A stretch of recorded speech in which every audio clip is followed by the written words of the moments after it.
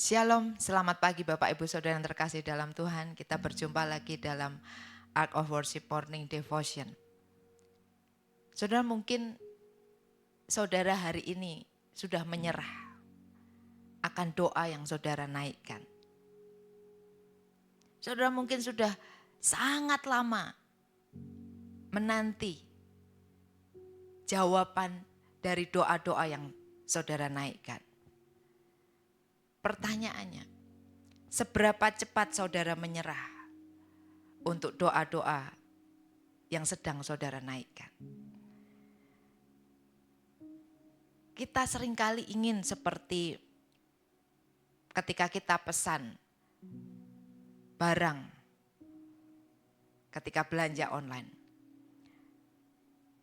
Di situ ada beberapa pilihan. Ekspedisi apa yang hendak saudara pilih? Menggunakan apa? Kalau ada pilihan instan dan biayanya adalah 0 rupiah, saya percaya saudara pasti akan pilih yang instan. Kalau ada pilihan same day, biayanya 0 rupiah, saudara pasti akan pilih same day.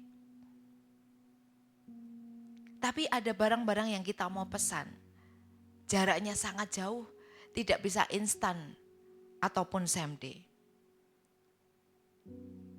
Dan kita melihat barang ini akan datang dalam beberapa hari. Nah, dalam masa penantian itu kita sering kali cek, sudah sampai mana ini barangku? Oh, baru sampai di tempat ini. Oh, sudah diantar.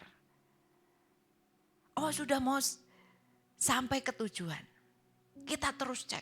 Apalagi barang itu akan kita gunakan dan 1 hari sebelum kita memerlukan barang itu untuk kita gunakan, kita masih melihat bahwa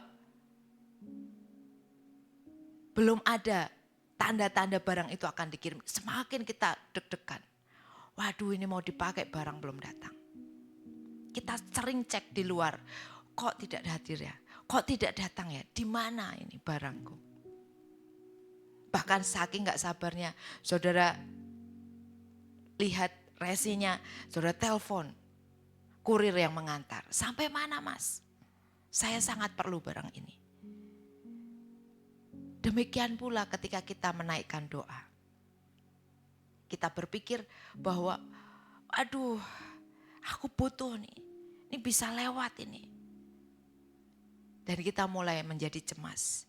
Dan kita mulai menjadi apatis. Nah, hari ini kita akan belajar dari seorang yang bernama Sakaria.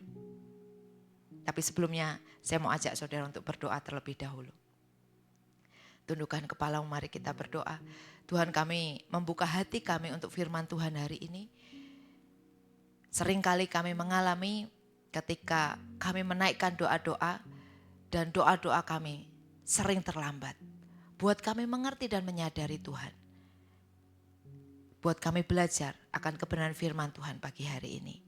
Supaya dalam masa penantian kami tidak menjadi cemas, tapi kami terus percaya kepadamu. Di dalam nama Tuhan Yesus kami berdoa. Amin. Saudara, firman Tuhan kita akan belajar dari Lukas pasal 1 ayat yang ke-13. Dikatakan demikian. Tetapi malaikat itu berkata kepadanya, jangan takut, hai Sakaria, sebab doamu telah dikabulkan. Dan Elisabet istrimu akan melahirkan seorang anak laki-laki bagimu. Dan haruslah engkau menamai dia Yohanes. Saudara, Elisabet dan Sakaria telah berdoa dalam jangka waktu yang lama. Untuk hadirnya seorang anak dalam kehidupan keluarga mereka. Sepertinya doa yang dinaikkan oleh Sakaria dan Elisabet itu jauh dari kenyataan. Sampai akhirnya usia mereka tidak muda lagi. Mereka sudah berusia lanjut, saudara. Dan ketika mereka sudah lanjut usia, datanglah malaikat Gabriel memberikan berita kepada mereka bahwa doa mereka dikabulkan. Mereka akan memiliki seorang anak dan mereka akan menamai anak itu Yohanes. Gabriel datang menyampaikan kabar bahagia, kabar sukacita. Gabriel datang menyampaikan bahwa anak ini punya destiny. Anak ini akan dipakai Tuhan. Tapi apa yang ada di dalam benak Sakaria, saudara? Mereka berpikir, wah kami sudah tua. Sebenarnya kami berdoa untuk mendapatkan keturunan adalah ketika kami masih muda. Sekarang kami sudah tua, kenapa berita itu baru datang? Mana mungkin bisa terjadi? Secara medis tidak mungkin. Apa kata orang? Kakek-kakek, nenek-nenek, seperti kami memiliki anak. Kalau hari itu perkembangan media sosial sudah seperti hari ini pasti akan menjadi berita yang viral, saudara. Sampai seluruh dunia akan tahu.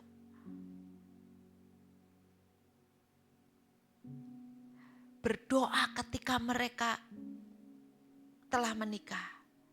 Di usia awal pernikahan mereka. Mereka terus dengan tekun berdoa untuk hadirnya seorang anak. Tapi doa itu menjadi sebuah kenyataan ketika mereka sudah tua. Bagaimana mungkin ini terjadi? Doa yang dinaikkan tidak kunjung datang kenyataannya. Sepertinya Tuhan tidak mendengar doa-doa mereka. Dan itu terjadi dalam kehidupan kita, saudara. Ketika kita berdoa, doa-doa yang kita naikkan dengan tekun tiap hari tak kunjung datang. Mungkin kita berkata seperti Sakaria. Dalam Lukas pasal yang pertama ayat 18 dikatakan demikian. Lalu kata Sakaria kepada malaikat itu, bagaimanakah aku tahu bahwa hal ini akan terjadi? Sebab aku sudah tua dan istriku sudah lanjut umurnya. Saudara, ini yang dikatakan oleh Sakaria. Mungkin kata-kata yang sama kita juga katakan kepada Tuhan. Ketika kita berdoa dan kita tidak kunjung mendapatkan jawaban doa. Dan setelah semua selesai, semua reda. Dan kita merasa bahwa kita sudah tidak perlu lagi apa yang kita doakan. Lalu Tuhan mengabulkan doa kita. Mungkin kita akan berkata, apatis Tuhan, sudah terlambat. Mana mungkin terjadi Tuhan. Tuhan, gak mungkin ini bisa terjadi. Mungkin kita akan seperti Sakaria. Kita akan berkata demikian kepada Tuhan. Tapi inilah yang terjadi. Bahwa tidak ada yang mustahil di hadapan Tuhan. Dia punya waktu yang tidak kita ketahui. Yang menjadi rahasia ilahi. Yang tidak kita pahami. Sepertinya Tuhan tidak peduli. Sepertinya Tuhan terlalu lambat. Dan kita berkata, kok lelet Tuhan. Tuhan tidak pernah terlambat, saudara. Lukas menulis peristiwa ini supaya kita belajar bahwa jangan pernah hilang harapan kepada Tuhan kita. Seperti arti nama Sakaria. Sakaria artinya Tuhan mengingat lagi. Dan Tuhan tidak pernah lupa akan janjinya.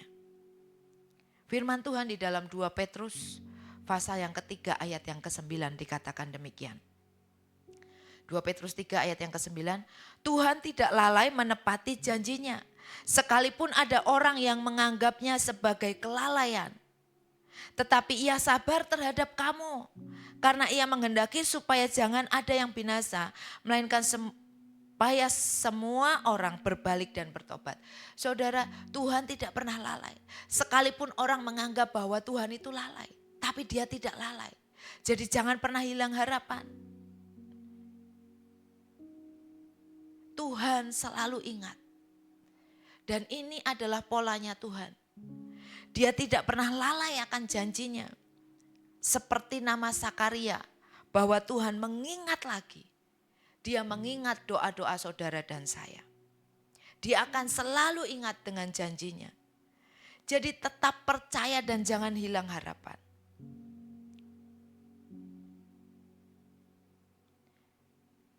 Selama 400 tahun, masa yang sunyi, di mana tidak ada firman Tuhan, di mana tidak ada penglihatan, tidak ada suara Tuhan. Sunyi, masa yang gelap. Kemudian datanglah firman Tuhan. Malaikat Tuhan hadir di dunia untuk menyampaikan kabar.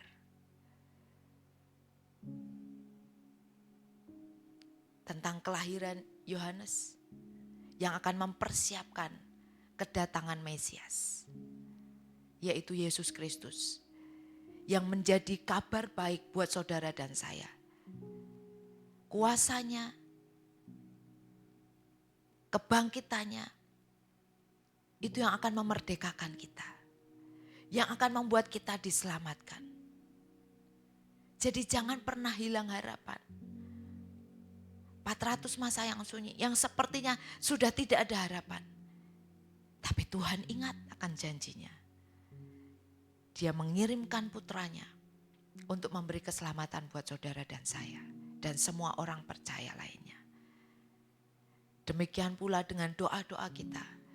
Jangan menjadi jemu-jemu untuk berdoa. Teruslah tekun berdoa.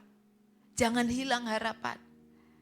Jangan pernah berkata, wah terlambat ini Tuhan. Kalau engkau tidak tolong, terlambat ini Tuhan. Percayalah bahwa Tuhan mengingat lagi. Tuhan mendengar seruan doa kita. Dan jangan takut jika doamu belum dijawab. Tuhan tidak lupa. Tuhan punya waktu. Dan akan tiba bahwa Dia akan menjawab doa-doa kita. Dan jawaban doa kita tidak akan untuk bagi kebahagiaan dan sukacita kita. Tetapi doa-doa yang kita naikkan, jawabannya bukan hanya untuk kita, tapi untuk kemuliaan bagi nama Tuhan. Sehingga ketika Tuhan menjawab, Tuhan akan menjawab buat diri kita, tapi Dia juga akan menjawab orang lain. Jadi doa itu berdampak sangat luar biasa, saudara. Lukas pasal 1 ayat 6 mengatakan demikian. Keduanya adalah benar di hadapan Allah dan hidup menurut segala perintah dan ketetapan Tuhan dengan tidak bercacat. Apa yang dilakukan Sakaria dan Elisabet dalam masa penantian itu? Dia tetap hidup di dalam kebenaran. Dia tetap hidup di dalam ketaatan kepada Tuhan. Mereka hidup tak bercacat. Sampai jawaban doa itu hadir dalam kehidupan mereka. Ketika mereka dijawab doanya dengan hadirnya seorang anak, maka kehadiran anak Sakaria dan Elisabet yang bernama Yohanes itu menjadi kabar baik. Itu menjadi jalan di mana kemuliaan Tuhan dinyatakan. Jadi ketika kita dalam masa penantian, teruslah hidup dengan tidak bercacat celah. Teruslah hidup di dalam pengharapan kepada Tuhan. Teruslah hidup dalam perbuatan baik. Teruslah hidup dalam ketaatan kepada firman Tuhan. Maka ketika waktunya tiba nanti, doa yang terjawab dalam kehidupan kita bukan hanya untuk kita, tapi doa itu menjadi kemuliaan bagi nama Tuhan. Itu akan menjadi berkat bagi orang lain. Dan saya berdoa, jangan pernah menjadi cemas dan khawatir jikalau doamu belum dijawab. akan tiba nanti. Roh Kudus memberitakan kabar baik buat kita. Jangan takut. Sebentar lagi doamu dijawab. Jangan takut. Apapun yang saudara pergumulkan hari ini.